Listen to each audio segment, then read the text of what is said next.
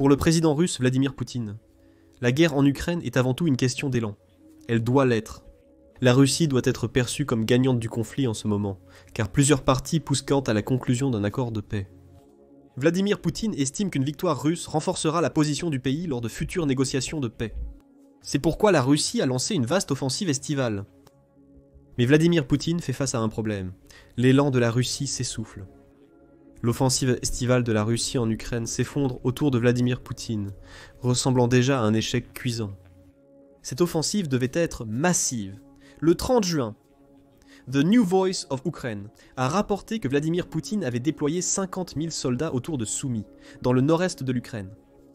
La ville et l'oblast de Soumy sont la cible principale de l'offensive estivale de Vladimir Poutine.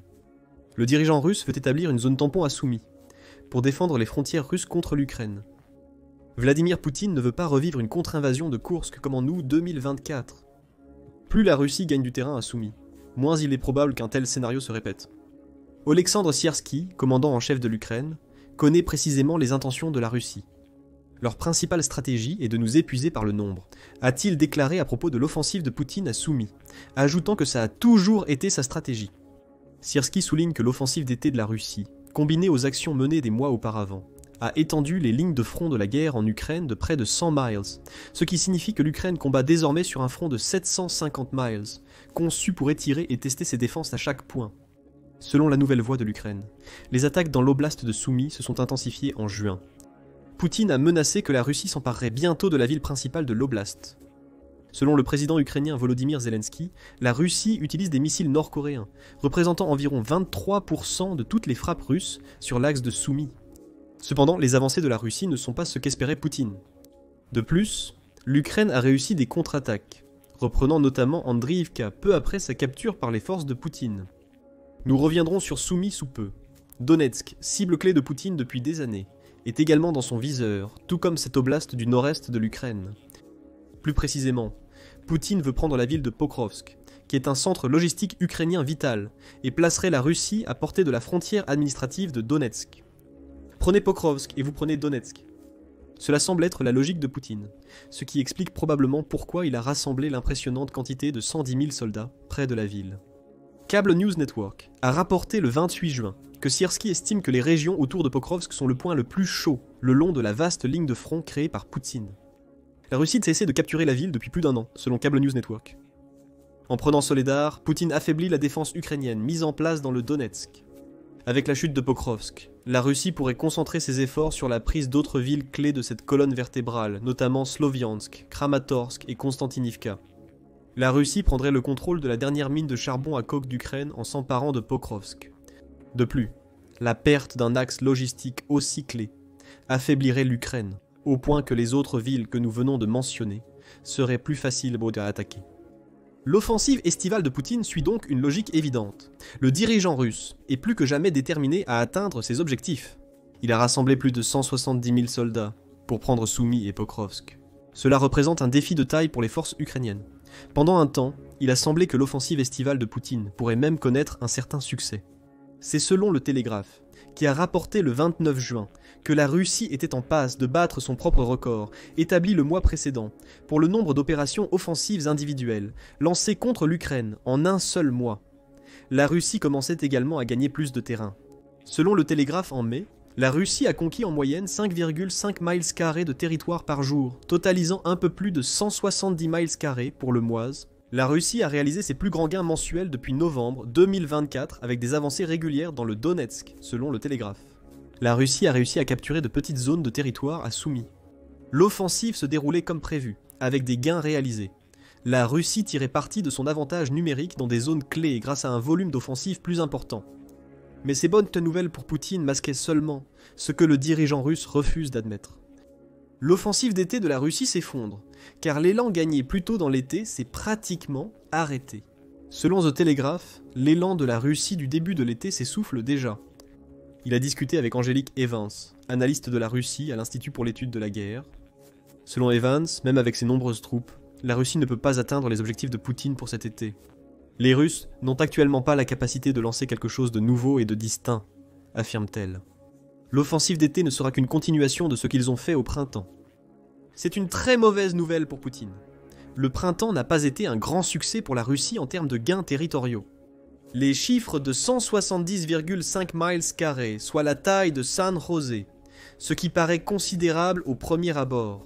Cependant, aucun de ces territoires ne comprend de localité, ville ou fortification ukrainienne majeure.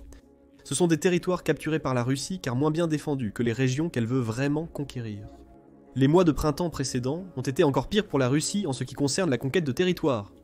Selon la voix de l'Ukraine, en avril, la Russie n'a capturé qu'environ 67 miles carrés du territoire ukrainien. Le mois dernier, le chiffre était compris entre 55 et 78 miles carrés. Ces conquêtes ont lieu à un moment où la Russie perd au moins 1000 soldats par jour. Par exemple, le 30 mai, l'Ukraine a infligé environ 1250 pertes à la Russie, selon Pravda. En estimant prudemment à 1000 soldats par jour, on mesure l'ampleur des pertes dévastatrices subies par la Russie ce printemps. Elle a gagné 315,5 miles carrés de l'Ukraine au cours des 3 mois précédant juin. En 3 mois, soit 92 jours, la Russie a sacrifié 92 000 soldats pour conquérir ce territoire. Cela représente un taux de plus de 291 soldats par mile carré d'Ukraine gagnés. En somme, Evans se soulève la question de la capacité. Les 160 000 soldats que la Russie a rassemblés pour son offensive d'été à Soumy et Donetsk ne semblent pas aussi impressionnants, quand on voit que la Russie en a perdu presque les 2/3 au printemps. La force de Poutine n'est pas aussi écrasante qu'elle en a l'air. Alors que la Russie intensifie ses attaques en été, l'Ukraine infligera plus de pertes qu'au cours des 3 mois précédents. Nous reviendrons plus tard à ce sujet. Revenons à Soumy.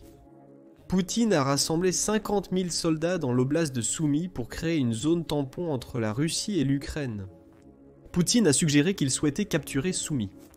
Lors du Forum économique de Saint-Pétersbourg, il a déclaré que Soumy était le prochain centre régional, mais que sa prise n'était pas une mission. Mais je ne l'exclus pas. Poutine ne l'a peut-être pas exclu, mais l'Ukraine l'a fait pour lui. Les 50 000 soldats à Soumy sont tellement bloqués qu'ils ne capturent pratiquement aucun territoire. C'est selon Siersky que la British Broadcasting Corporation affirme avoir déclaré le 26 juin que la ligne de combat à Soumy a été stabilisée et que l'offensive d'été de la Russie dans la région a été étouffée. Siersky a répondu aux critiques affirmant que l'oblast n'était pas suffisamment fortifié comme il aurait dû l'être.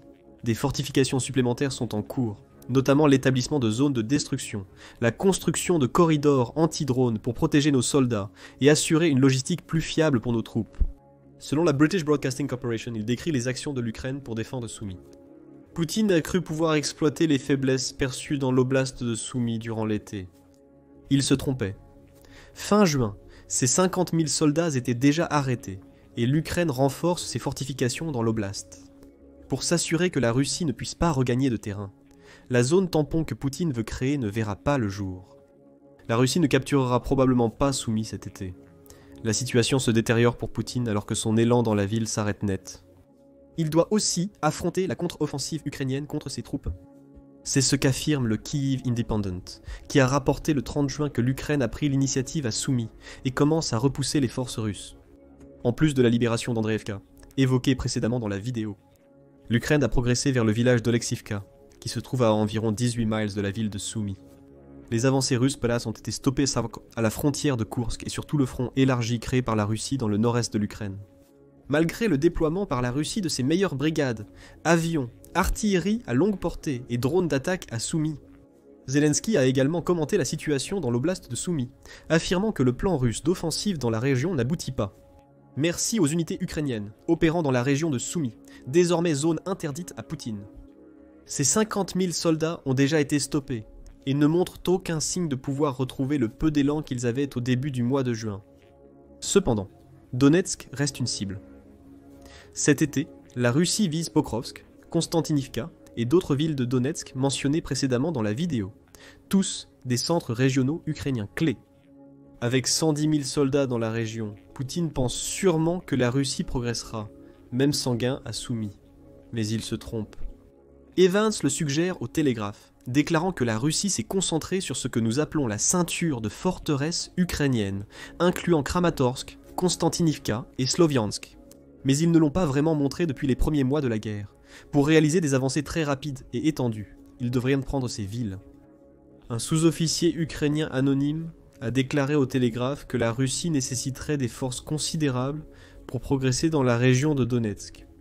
Pour prendre Kramatorsk, il leur faudrait 100 000 hommes de plus, a déclaré le sous-officier ukrainien. Selon le sous-officier, 40 000 hommes ont été nécessaires pour prendre Avdivka et 70 000 pour Bakhmout, incluant des mercenaires Wagner très compétents. Le sous-officier soulève des points pertinents, notamment le nombre considérable de soldats dont la Russie a besoin pour progresser dans le Donetsk durant l'été.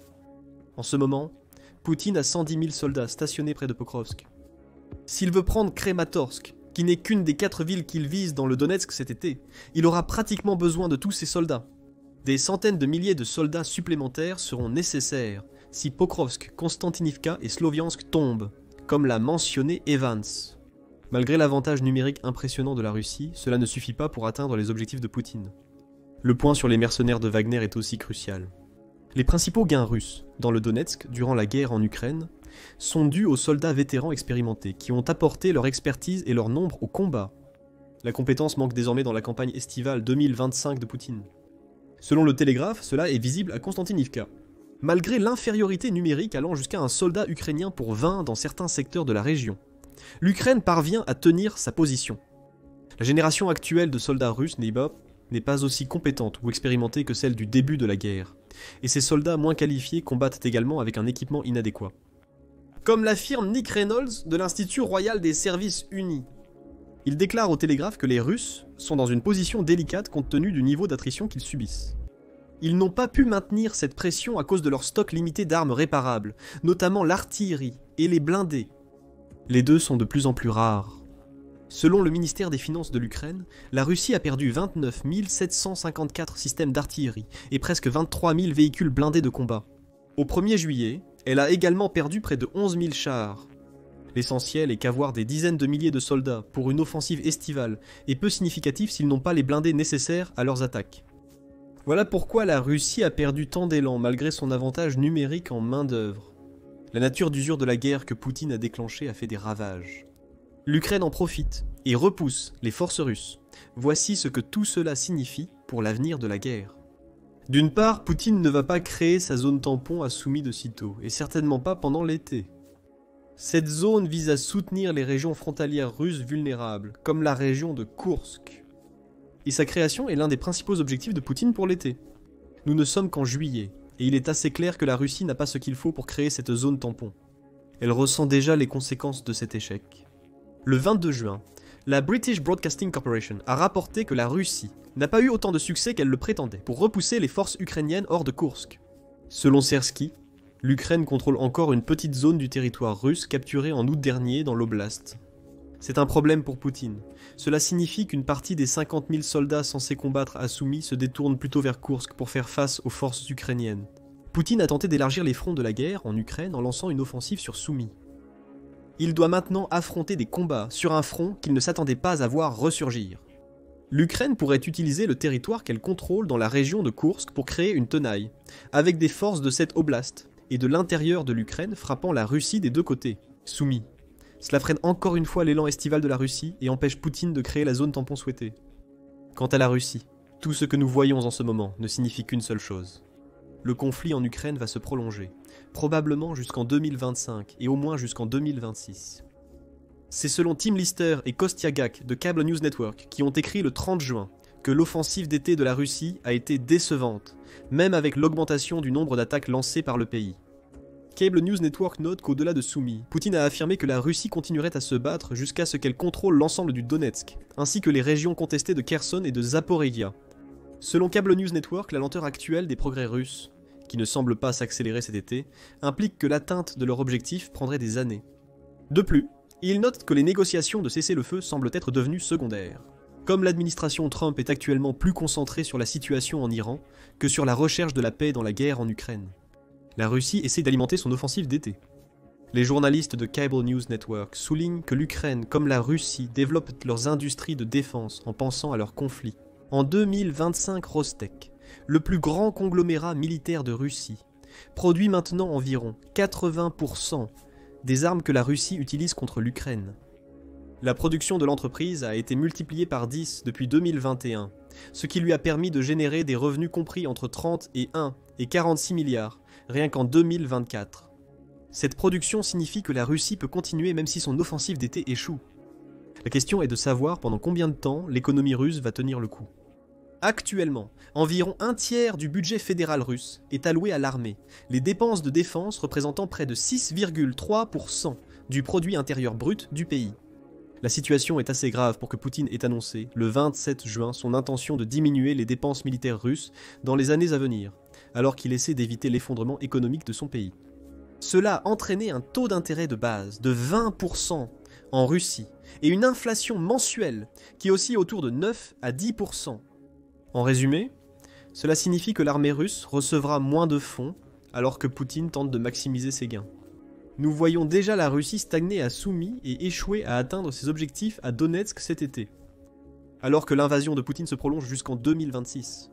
La baisse des dépenses et les problèmes économiques russes ne feront qu'empirer la situation des soldats au front. Leurs équipements et effectifs diminueront, allégeant la pression sur l'Ukraine et offrant plus d'opportunités de contre-attaque. Peut-être que ce que nous voyons dans l'offensive estivale ratée de la Russie est un signe de ce qui nous attend, alors que l'élan de Poutine non seulement s'arrête, mais s'inverse. Cependant, Poutine dispose d'un atout, les missiles et les frappes de drones. Selon le Kyiv Post, la Russie a intensifié ses attaques de drones récemment, ciblant particulièrement Kyiv, Odessa et Dnipro. Rien que le 29 juin, la Russie a battu son record du plus grand nombre de frappes de missiles et de drones sur l'Ukraine depuis le début de la guerre de Poutine. Elle a lancé 537 de ses projectiles sur l'Ukraine au cours du week-end. L'Ukraine a repoussé la plupart de l'attaque. Le 29 juin, l'armée de l'air a annoncé avoir neutralisé 475 des 537 cibles entrantes, dont des drones et des missiles, par des interceptions directes et des mesures de guerre électroniques. Malgré les efforts, l'Ukraine a perdu un pilote de F-16 lors de l'assaut russe, qui a néanmoins abattu 7 projectiles ennemis avant sa mort. L'assaut de la Russie a également réussi à frapper plusieurs villes ukrainiennes, bien que l'ampleur totale des dégâts soit encore en cours d'évaluation. Poutine appréciera cela. Toutefois, l'intensification des attaques de drones et de missiles reflète aussi la situation sur le terrain. Aussi destructeurs soient-ils, ces projectiles ne permettent pas de prendre du territoire. Cela dépend des troupes russes cet été. Les soldats russes ne parviennent pas à atteindre les objectifs fixés par Poutine. Les attaques de drones et de missiles tentent de masquer cet échec, mais c'est évident pour tous. L'offensive russe est stoppée à Soumy. Poutine n'a pas rassemblé assez de troupes pour atteindre ses objectifs à Donetsk. La grande offensive d'été de la Russie est déjà exagérée, et la situation va de mal en pis pour Poutine, alors que son offensive d'été échoue. Il doit également faire face à des frappes ukrainiennes contre la Crimée plus intenses que jamais. Notre vidéo montre comment l'Ukraine libère progressivement la Crimée par des frappes ciblées.